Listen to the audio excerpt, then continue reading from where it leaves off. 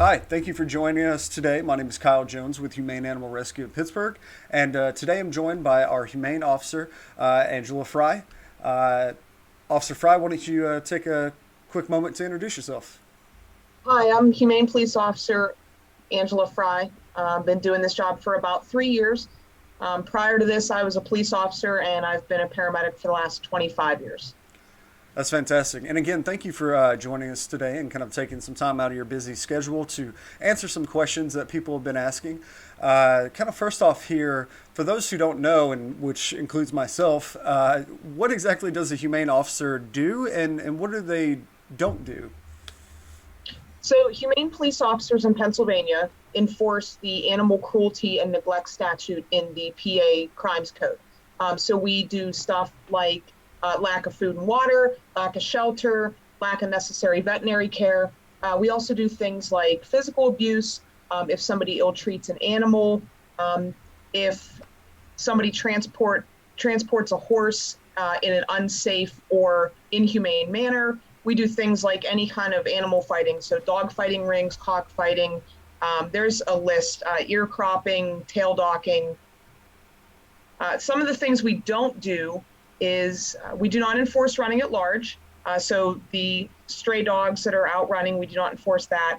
We don't enforce anything under dog law. So that would include license and rabies. That would include dangerous dog. We don't enforce anything involving theft of an animal.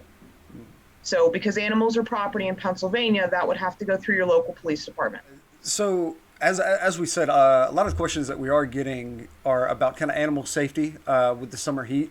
It is getting hotter, thankfully. It was a long winter there, so we're happy that we can be outside with our pets.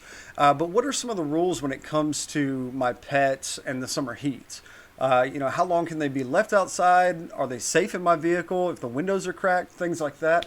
Can you share some information so we can keep ourselves and our pets safe? Sure.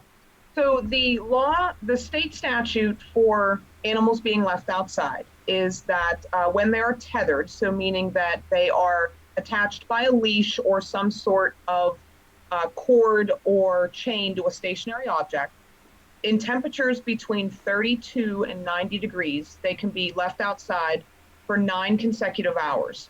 Now, if it's 31 degrees or below or 91 degrees or above, they get 30 minutes outside. In that, though, they have to have access to food, water, and shelter to protect them from the weather.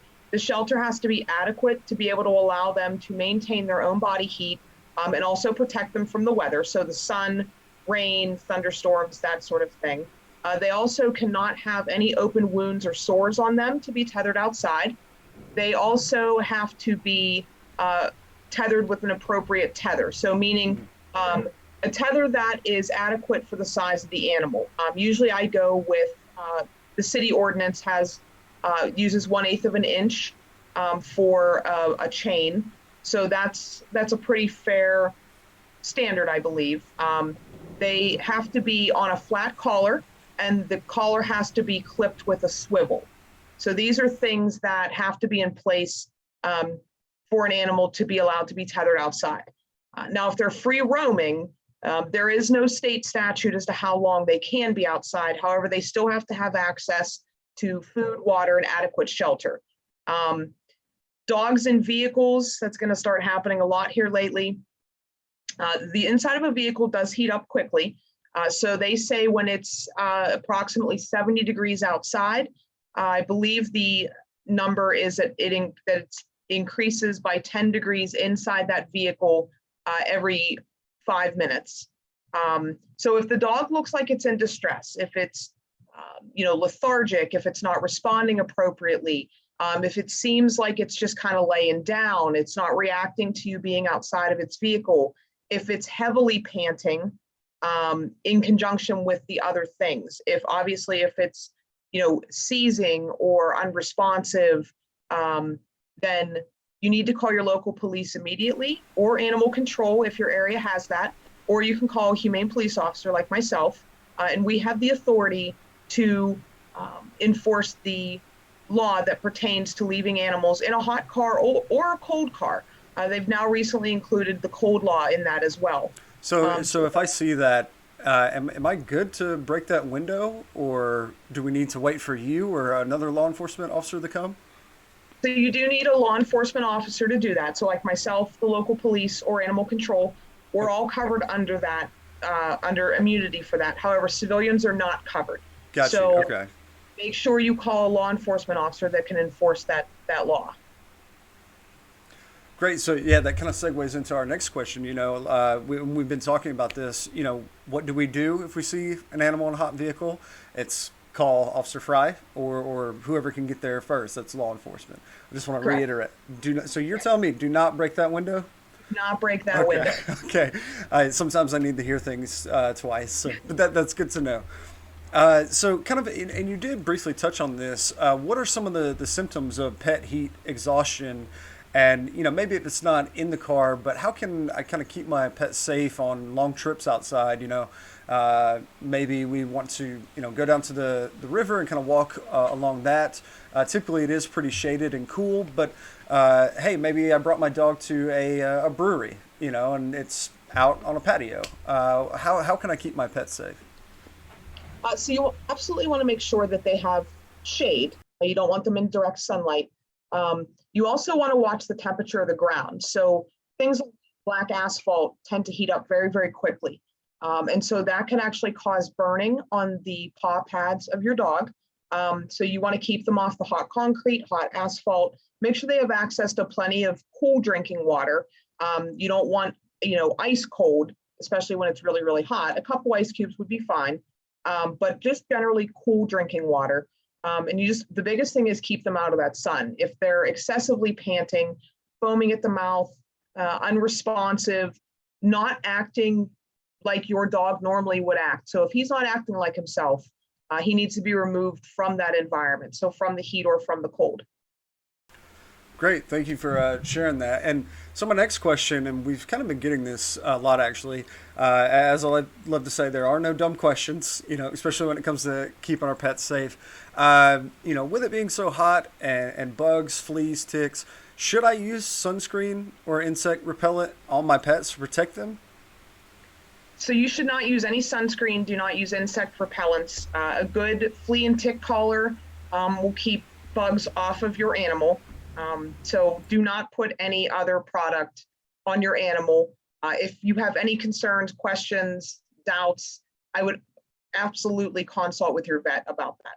They can maybe, if you are a hiker, you like to go out in the woods, they can recommend a product that would be pet appropriate. Fantastic. So kind of to leave off, and thank you for answering all our questions today. What's the best way to get a hold of you? If I do, this may not relate to the heat, but if I see something that's kind of worrying me about an animal, how do I contact you? What's the best thing to do in that situation? So you can either, we have an online submission form on our website. You can also reach me directly at the office. So it's 412-345-7300, extension 245. You can also reach me by calling 911, let them know that you would like the humane police officer at Humane Animal Rescue of Pittsburgh, and they can put you in contact with me as well. So that sounds pretty easy then. Yes. Okay, so Yes, very easy. absolutely. If you see something, even if you're not sure, absolutely, make that report. We can talk our way through it. Sometimes the best intervention is early to stop it before it does become a crime. Great. Well, like I said, it sounds very easy. I like easy things. I love helping animals, so I'll be sure to contact you if something comes up like that. But again, I want to tell you thank you, Officer Fry, for everything that you do in our organization and out in the community. Is there any last thing you'd like to say to everybody watching before we get off of here? Just that we cover all of Allegheny County. So if it's anything within the confines of Allegheny County, absolutely reach out. It's not limited to domesticated animals. It also includes any agricultural or farm animals, reptiles, any species, including wildlife. Wonderful. That's great information. And for all of you tuning in and watching this. This is going to be an ongoing series that we're going to try and do every month. If you haven't seen it, the first one, I sat down and talked with our very own Dr. Sampson. So I expect another one of these in the next couple weeks. So get those questions in. You can always send them to submit@humaneanimalrescue.org. But that's all for today. Again, thank you, Officer Fry, and catch you around. Thank you. Great.